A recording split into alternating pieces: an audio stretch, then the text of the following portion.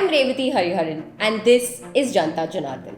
In today's episode, we're going to break down a key aspect of the union budget: taxes. Specifically, tax revenues including income tax and wealth tax, and understand what the implications of these are to the budget and in our lives. To begin, let's first understand how much revenue the government gets from taxes paid by citizens collectively and look at how this number has grown over the last 10 years or 2 terms under the Modi-led government.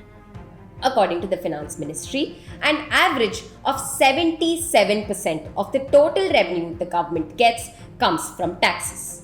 Of this, income tax alone attributes to nearly an average of 16% of the total revenue.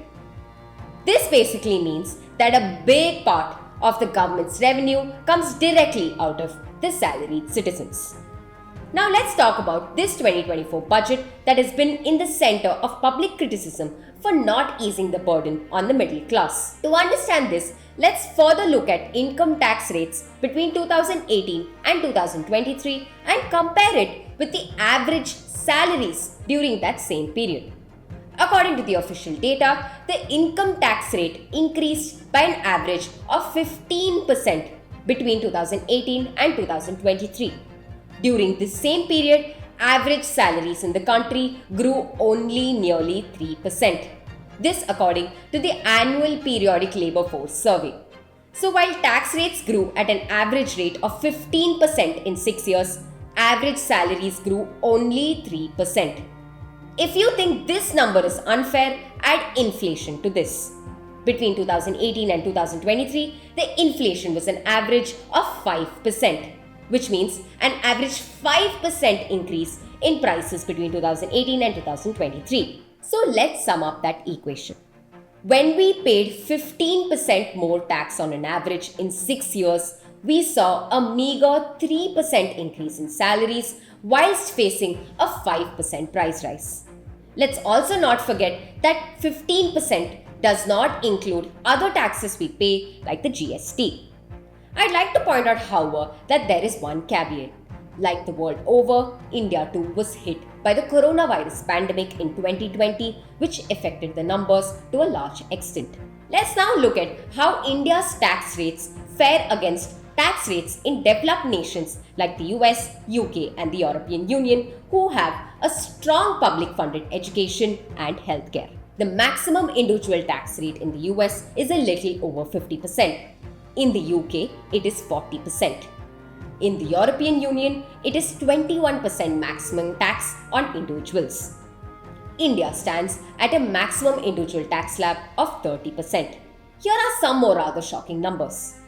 This is how the total income tax we pay from our pockets compared against the wealth tax collected from individuals and companies above a certain wealth threshold. This is the total income tax collected from salaried individuals over the past 10 years. It is over 45 lakh crore rupees. Now compare that with the total amount of wealth tax collected in the last 10 years, 3,499 crores. So whilst over 16% of the total revenue comes from income taxes, just 0.09% is from wealth tax. This after wealth tax itself was abolished in the 2015 budget presented by late Arun Jaitley. The rich and wealthy must pay more tax than the less affluent ones. I have therefore decided to abolish wealth tax and replace it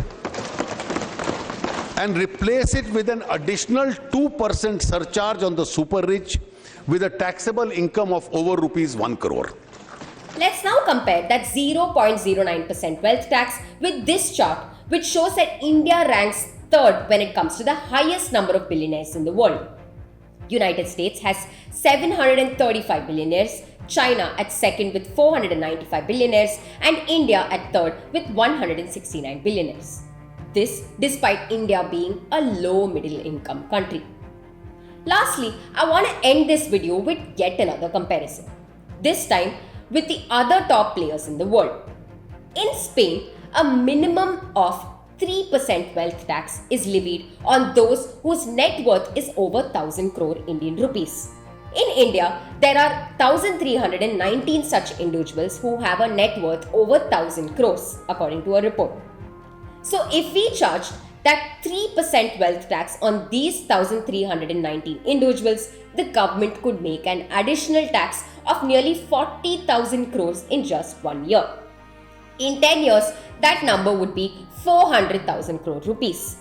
In my opinion, this is the story of the inequality and injustice when it comes to proper taxation in our country. For now, I leave you with this chart, a report by the World Inequality Lab. India's income inequality is now worse than under the British rule. While the share of income for India's richest has grown significantly, the income of the middle class has shrunk dramatically over these years. That's it from me for now. If you found this video interesting, please do share it with your friends and family and do subscribe to Janta Janardhan.